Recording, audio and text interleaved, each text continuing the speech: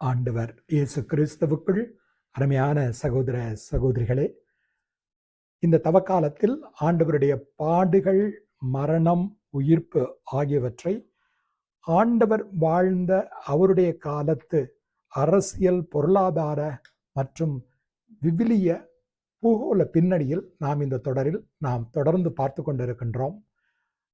இந்த 3வது தொடருக்கு உங்கள் அனைவரையும் நான் அன்புடன் அழைக்கின்றேன்.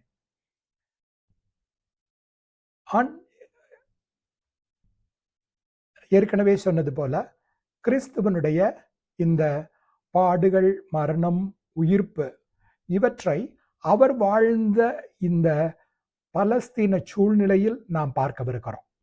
ஆண்டவர் போதித்த பகுதிகள் இங்கே இருக்கின்றன. கலிலேயா மற்றும் எருசலேம் தேவாலயம் இருக்கிறது எங்கே ஜுடியா, கீழே இங்கே இருப்பது சமாரியா, இந்த பகுதி பெரேயா.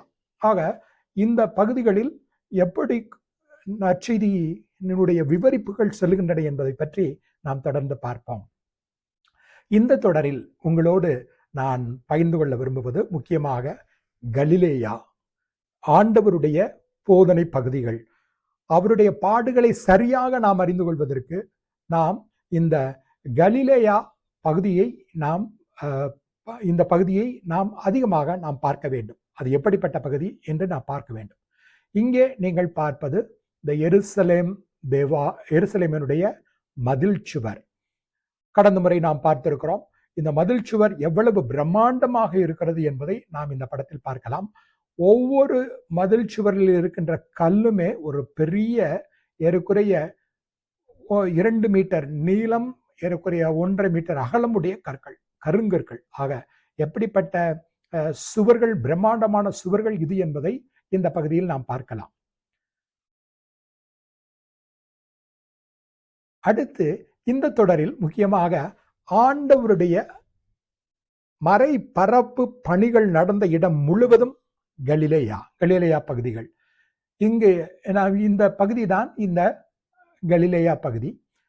ஆண்டவர் வாழ்ந்த காலத்தில் அந்த பலஸ்தீனம் ஏறக்குறைய 5 பகுதிகளாக அவை பிரிக்கப்பட்டிருந்தது. ரோமியர்களுடைய அந்த மாநிலங்களாக அவை பிரிக்கப்பட்டிருந்தது. நாம் இங்கே பார்க்கிறோம் கலிலேயா, சமாரியா, யூதேயா, இதுமேயா, பெரேயா. ஆக கலிலேயா இங்கே இருக்கிறது. இதுதான் இந்த கலிலேயா பகுதி. அடுத்து சமாரியா இங்கே இருக்கிறது.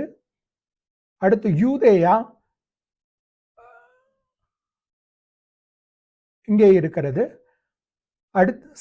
அடுத்து இதுமேயா பகுதி இது இங்கே இருக்கிறது. பெரேயா, இந்த பகுதி பெரேயா இருக்கிறது. ஆக இங்கிருந்து வருகின்ற யோர்தான் நதி கலிலேயா கடல் அல்லது திபெரியா கடலுக்குள் சென்று திரும்பவும் இங்கே வந்து இந்த சாக்கடலில் அது கலக்கிறது. இந்த பகுதி இதுதான் ஆண்டவருடைய பணித்தளம். ஆண்டவர் நற்செய்தி அறிவித்த பகுதிகள் முழுவதும் இங்குதான் இருக்கிறது. அவர் எருசலேமுக்கு வந்தார் என்றால் திருவிழாவுக்காக வந்தார். 3 முறை வந்தார் என்று நாம் வாசிக்கிறோம். ஆனால் ஆண்டவருடைய நற்செய்தி அறிவிப்பு பணி, அவருடைய மினிஸ்ட்ரி எல்லாம் நடந்தது இந்த பகுதியில் தான், இந்த கலிலேயா பகுதியில் தான். இன்று இந்த கலிலேயா பகுதியில் இருக்கின்ற இந்த கடல் நீரை நன்னீராக மாற்றி இஸ்ராயல் அது ஒரு செழிப்பான பிரதேசமாக மாற்றி இருக்கிறது. இன்று பழங்களும், திராட்சை பழங்களும் மற்றும் வாழைப்பழ தோட்டங்களும் நாம் அங்கு செல்கிற போது பேரிச்ச பல மரங்களும் அங்கே நாம் அந்த பகுதியில் நாம் பார்க்கலாம். ஆக இதுதான் ஆண்டவருடைய பணித்தளம். இதுதான் கலிலேயா பகுதி. நான் ஏற்கனவே உங்களிடம் சொன்னது போல கிறிஸ்து இந்த பகுதி முழுவதிலும் தான் அவர் பணி செய்தார். இந்த கடல் கலிலேயா கடல் என்று அழைக்கப்படுகிறது, அல்லது திபேரியா கடல் என்று அழைக்கப்படுகிறது. ஏறக்குறைய 18 மைல் நீளம், 9 மைல் அகலம் கொண்டதுதான் இந்த கலிலேயா கடல். ஆக கிறிஸ்துவனுடைய பணி இதுதான் இங்கே இருக்கிறது, இந்த லேக் ஆஃப் கலிலி. ஆக கிறிஸ்துவனுடைய பணி இங்கிருந்து கரைக்கு இப்புறம், பிறகு இங்கிருந்து இங்கே வருவார், கானாவிலிருந்து சப்போரிஸ்க்கு வருவார், பிறகு அங்கிருந்து டைபீரியாவுக்கு வருவார். ஆக இப்படியாக ஒரு கரையிலிருந்து டாப்காவுக்கு வருவார், அங்குதான் அப்பம் பழுகியது. பிறகு இன்னொரு மற்ற பகுதிக்கு செல்லுவார். ஆக இப்படியாக ஆண்டவருடைய 3 ஆண்டுகள் இந்த பணியை தலம் பணிகள் முழுவதும் இங்கு கலிலேயாவை சுற்றி தான் இருந்தது. ஆகவேதான் ஆண்டவருடைய டயசிஸ் எது என்று நாம் பார்த்தோம் என்றால் அது கலிலேயா பகுதி. ஆண்டவருடைய பாரிஷ், அவருடைய பங்கு எது என்று கேட்டால் கப்பர்நகூம். இந்த கலிலேயாவுக்கு அருகில் இருக்கின்ற இந்த கப்பர்நகூமில் தான் ஆண்டவர் அங்கே தான் தங்கினார். பேதுருவுடைய வீடு, பாமியாருடைய வீடு அங்குதான் இருந்தது. ஆகவே அங்கிருந்துதான் ஆண்டவர் மற்ற இடங்களுக்கெல்லாம் கலிலேயா முழுவதும் அவர் சுற்றி வந்தார். கடலில் இந்த பக்கமும் அந்த பக்கமும் சென்று அவர் நற்செய்தியை அறிவித்தார். இது நாங்கள் 16ஆம் ஆண்டு சென்றிருந்த போது அங்க பில்கர் ஹவுஸ் என்ற ஜெர்மன் ஒரு ஹவுஸில் நாங்கள் தங்கியிருந்தோம். நாங்கள் ஏற்கனவே சொன்னது போல குருக்கள் ஒரு 40 குருக்கள் உலகம் முழுவதும் இருந்து அழைக்கப்பட்டோம். நாங்கள் எருசலேமில் தங்கி, நோட்டர்டாம் சென்டரில் தங்கி, அங்கிருந்து எல்லா பகுதிகளுக்கும் சென்று நாங்கள் ஆய்வு செய்தோம் மற்றும் நாங்கள் எங்களுடைய கருத்துக்களை பகிர்ந்து கொண்டோம், குருத்துவ பணிகளை பகிர்ந்து கொண்டோம், ஜெபித்தோம், திருப்பலி ஒப்பு கொடுத்தோம். ஆக இப்படியாக ஒரு அருமையான வாய்ப்பு எனக்கு கிடைத்தது. உங்களுக்கு வாய்ப்பு கிடைத்தால் முக்கியமாக சொல்லலாம். All the breeze, you are most welcome. நீங்கள் என்னிடம் கேட்டால் நான் உங்களுக்கு அந்த அட்ரஸை தருகிறேன். அடுத்து முக்கியமாக இந்த ஆண்டவருடைய பாடுகளை நாம் தியானிக்கின்ற போது சன்ஹெட்ரின், இதை உங்களோடு நான் ஒரு கருத்தை பகிர்ந்து கொள்ள விரும்புகிறேன். யூத சங்கம், தலைமை சங்கம். இயேசு ஆண்டவரும் இது போன்ற ஒரு தலைமை சங்கத்தில் தான் அவர் அழைத்து வரப்பட்டார். அங்குதான் அவர் குற்றம் சாட்டப்பட்டார். நீங்கள் ஆண்டவர் வாழ்ந்த அந்த காலத்து சூழ்நிலையில் இருக்கின்ற பலஸ்தீனாவில் அல்ல, இப்போது இருக்கின்ற பலஸ்தீனாவில் நீங்கள் பார்த்தால் அங்கு இருப்பவர்கள் ஜூஸ், அரப்ஸ், ட்ரூஸ் இனத்தவர், இப்படியாக 3 இனத்தவரை பார்க்கலாம். கிறிஸ்தவர்கள், அடுத்து முஸ்லிம்ஸ், இதையும் நாம் பார்க்கலாம். யூதர்கள் நமக்கு தெரியும். அராபியர்கள் என்றால் யார்? அராபியர்கள் என்பவர்கள் எல்லாமே இஸ்லாமியர்கள் அல்ல. அரப்ஸ் என்பது ஒரு ரேஸ். அராபியர்கள் என்பவர்கள் ஒரு இனத்தவர். அராபியர்களில் கிறிஸ்தவர்கள் இருக்கலாம், இஸ்லாமியர்கள் இருக்கலாம், அராபியர்களில் வெவ்வேறு மதத்தவர்கள் இருக்கலாம். எப்படி நாம் தமிழ்ஸ் என்று சொல்லுகிறோமோ அதுபோல ஒரு இனத்தை குறிக்கின்ற வார்த்தை தான் இந்த அராபியர்கள். அராபிய நாடுகளில் எல்லாமே இஸ்லாமியர்களாக இருக்க தேவையில்லை. உதாரணமாக பலஸ்தீனாவில் அரபு கிறிஸ்டியன்ஸ் இருக்கின்றார்கள். அவர்கள் இருந்த அந்த பங்கை நாங்கள் சென்று பார்த்தோம், அவர்களோடு உரையாடினோம். அவர்கள் சந்திக்கின்ற பிரச்சனைகளை, முக்கியமாக எருசலேமை முக்கியமாக பெத்லகேமை சுற்றி இருக்கின்ற பகுதிகளில் அவர்கள் சந்தித்த துன்பங்களை எல்லாம் நாங்கள் கேட்டோம்.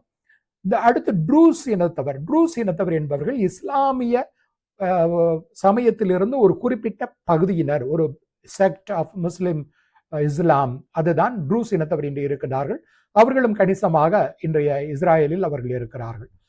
யூத இந்த தலைமை சங்கம் முதலில் ஆண்டவர் வாழ்ந்த காலத்தில், அப்போது அது அதற்கு முன்னர், ஆண்டவர் வாழ்ந்த காலத்திற்கு முன்னர் செப்போரிஸ் என்ற இடத்தில் இருந்தது. பின்னர் ஆண்டவர் வாழ்ந்த காலத்தில் எருசலேமில் அந்த யூத மத சங்கம் இருந்தது. அடுத்து இப்போது இந்த கலிலேயா கடற்கரைக்கு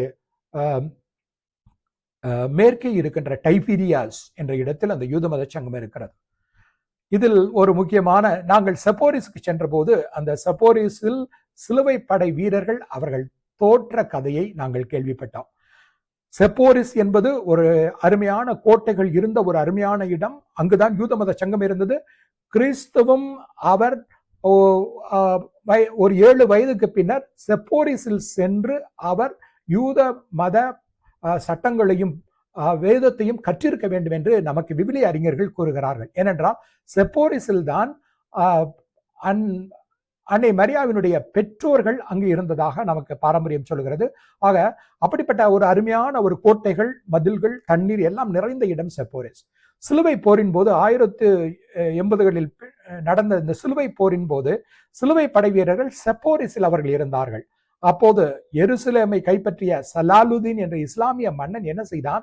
அவன் ஒரு தந்திரம் வகுத்தான். அவன் சிலுவை படை வீரர்களை, நிலை கொண்டிருந்த சிலுவை படை வீரர்களை செப்போரிஸில் சென்று போரிட்டு இருந்தால் அவன் தோல்வியுற்றிருப்பான். ஆனால் அவன் ஒரு வியூகம் அமைத்து அவர்களை உள்ளே இழுத்தான். ஆக செப்போரிஸில் இருந்து சிலுவை படை வீரர்கள் அவர்கள் வருகின்ற போது பாலை நிலத்தில் அவர்களை சுற்றிலும் சூழ்ந்து முற்றிலுமாக சிலுவை படை வீரர்களை அவன் அழித்தான். சிலுவை படை தோற்றது. ஏனென்றால் அங்கு தண்ணீரும் இல்லை, பாலைவனம். ஆக இப்படியாக தோற்றது. அவர்கள் செப்போரிஸ்லேயே தங்கி இருந்து அவர்கள் போரிட்டு இருந்தார்கள் என்றால் கட்டாயம் அந்த போரில் வெற்றி பெற்றிருக்க முடியும். அந்த போரில் வெற்றி பெற்ற சலாலுதீன் மன்னன் உடனே எருசலேமில் இருக்கின்ற அனைவரையும் அவனை உண்மையிலேயே இப்போது வரலாறு பாராட்டுகிறது. எருசலேமில் இருந்த அனைவரையும் 3 கதவுகள் வழியாக தப்பித்துக் கொள்ளும்படி அவன் ஆணையிட்டான். இல்லை என்றால் எல்லோரும் வாளுக்கரையாக ஆக்கப்பட்டிருப்பார்கள். ஆக அப்படியாக அந்த மன்னன் செய்தான். ஆகவே அவனுடைய மன்னர் சலாலுதீனுடைய கருணையை இன்று வரலாறு நமக்கு எடுத்துச் சொல்லுகிறது. ஆக பின்னர் எருசலேமை அவர் தீக்கிரையாக்கினார். ஆக இது போன்ற ஒரு தலைமைச் சங்கத்தில் தான் ஆண்டவர் பெரிய வியாழன் இரவு மற்றும் பெரிய வெள்ளிக்கிழமைகளில் அதிகாலையில் ஆண்டவர் அங்கு விசாரிக்கப்படுவார். இதை வருகின்ற தொடர்களில் நாம் பார்க்கலாம். இங்கு அடுத்து நாம் பேதுருவை பற்றி உங்களோடு நான் பகிர்ந்து கொள்ள விரும்புகிறேன். பேதுருவை பார்த்து ஆண்டவர் 16-18 அவர் சொன்னார், நீ பாறை, உன் பெயர் பேதுரு, இந்த பாறையின் மேல் என் திருச்சபையை கட்டுவேன். ஆக ஆண்டவர் இயேசு அவர் கூறிய போது நாம் விவிலியத்தில் மத்தேயு 16ஆம் அதிகாரத்தை நாம் பார்த்தால் அவர் செல்லுகின்ற இடம் இந்த பிலிப்பு செசாரியா. பிலிப்பு செசாரியாவுக்கு நாங்கள் சென்றோம். இந்த இடத்தில் தான் இது போன்ற ஒரு பெரிய ஆண்டவர் வாழ்ந்த காலத்தில் ஒரு பாந்தியோன் என்ற கடவுளுக்கு பல கடவுள்களுக்கான ஒரு பெரிய ஆலயம் அங்கு இருந்தது. ஆக அந்த ஆலயம் இப்படித்தான் இருக்கும். ஆக இந்த பகுதியில் கிறிஸ்து வருகிற போது, பிலிப்பு செசாரியா பகுதி வருகிற போது இந்த பாறையை பார்க்கிறார். மிகப்பெரிய ஒரு மலையின் கீழே பிரம்மாண்டமான ஒரு பாந்தையான் ஆலயம் கட்டப்பட்டிருப்பதை பார்க்கிறார். ஆக இதை பார்த்து ஆண்டவர் அப்போது பேதுரு சீடர்கள் எல்லாம் வருகின்ற போது இந்த இடத்தில் தான் பிலிப்பு செசாரியாவில் ஆண்டவர் கேட்கிறார், மணுமகனை யார் என்று நீங்கள் சொல்லுகிறீர்கள்? பேதுரு சொல்லுகிறார், ஆண்டவரே நீர் மெஸ்ஸியா.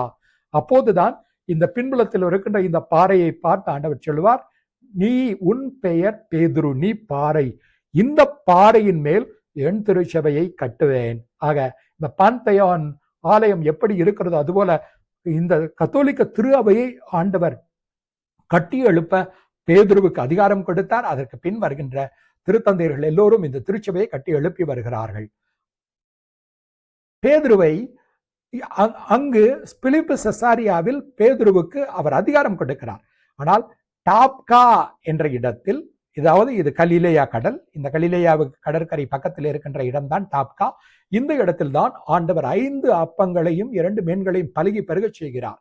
ஆக இந்த டாப்காவில் மீண்டும் உயிர் தெழுந்த பின்பு 21ஆம் அதிகாரம், யோவான் 21ஆம் அதிகாரத்தில் ஆண்டவர் இந்த பகுதியில் கடற்கரை பக்கத்தில் கரிநெருப்பு மூட்டி அங்கு மீன்களை அவர் சுட்டு வைத்திருப்பார், அப்பத்தை வைத்திருப்பார். அப்போது சீடர்கள் வருவார்கள். வந்து அவர்கள் ஆச்சரியப்பட்டு இருக்கின்ற போதுதான் ஆண்டவர் கேட்பார், பேதுருவே நீ என்னை அன்பு செய்கிறாயா? 3 முறை. ஆக இந்த இடம் பேதுருவின் பணிக்கு முக்கியத்துவம் வழங்கிய இடம். ஆகவே இந்த இடத்தையும் நீங்கள் பார்க்கலாம். நீங்கள் புனித நாட்டுக்கு சென்றால் அந்த இடத்தையும் பார்க்கலாம். அதே இடம்தான். அந்த இடத்தில் இதுதான் கலிலேயா கடற்கரை. அந்த பகுதியில் இந்த சுரூபம் வைத்திருக்கின்றார்கள். பேதுருவுக்கு ஆண்டவர் இயேசு இந்த பணிகளை வழங்குகிறார்.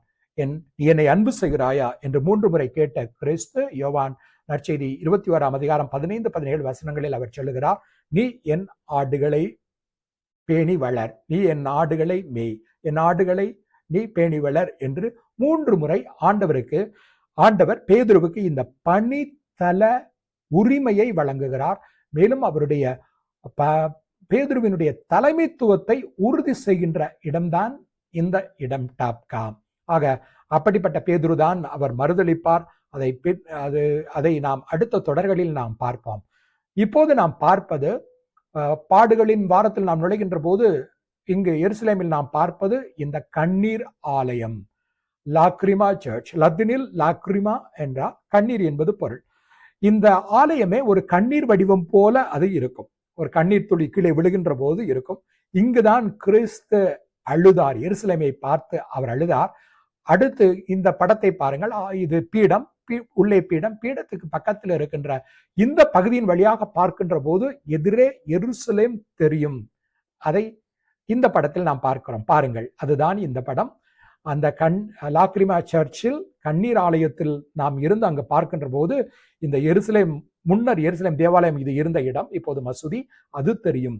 இதை பார்த்துதான் ஆண்டவர் இயேசு எருசலேம் தேவாலயத்தை பார்த்துதான் சொன்னார், சமாதானத்திற்குரிய வழியை நீ இன்னும் அறிய மாட்டாயோ, கல் மேல் கல் ஒன்று இராதபடி நீ அழிக்கப்படுவாய் என்று ஆண்டவர் கூறிய வார்த்தை நிறைவேறியது. இங்கு அந்த சாலமோன் கட்டிய எருசலேம் தேவாலயம் இல்லை. இப்போது அல் அக்ஸா என்ற மசூதி இருக்கிறது. ஆகவே இந்த இடத்தில் கண்ணீர் ஆலயத்தில் நாம் ஆண்டவர் கொடுத்த எச்சரிக்கையையும் ஆண்டவர் கொடுத்த அந்த நல்ல வாய்ப்பையும் எருசலேம் தேவாலயம் அது பயன்படுத்த தவறிவிட்டது என்பதை நாம் நினைவு கூறுகிறோம். தேவாலயம் அல்ல, அந்த அந்த மக்கள், ஆண்டவர் காலத்து வாழ்ந்த யூதர்கள். அடுத்து முக்கியமாக புனித வாரத்தில் நாம் மெல்ல மெல்ல ஆண்டவருடைய பாடுகளுக்கு செல்லுகின்ற போது இந்த நாம் பார்க்கின்ற ஆலயம்தான் டோம் ஆஃப் நேஷன்ஸ், நாடுகளினுடைய இந்த ஆலயம். கெத்செமனி பசிலிகா, ஆண்டவர் இரத்த வியர்வை வியர்த்த இடம். இதுதான் கொல்கத்தா மலை. இங்கு ஆண்டவர் இயேசு இரத்த வியர்வை வியர்த்த இடம், பிடிபடுகின்ற இடம். இது சர்ச் ஆஃப் ஆல் நேஷன்ஸ் என்று அழைக்கப்படுகிறது. எதற்காக டோம் ஆஃப் ஆல் நேஷன்ஸ் அல்லது சர்ச் ஆஃப் ஆல் நேஷன்ஸ் என்று அழைக்கப்படுகின்றது என்றால், அடுத்த படத்தில் நீங்கள் பார்க்கலாம்.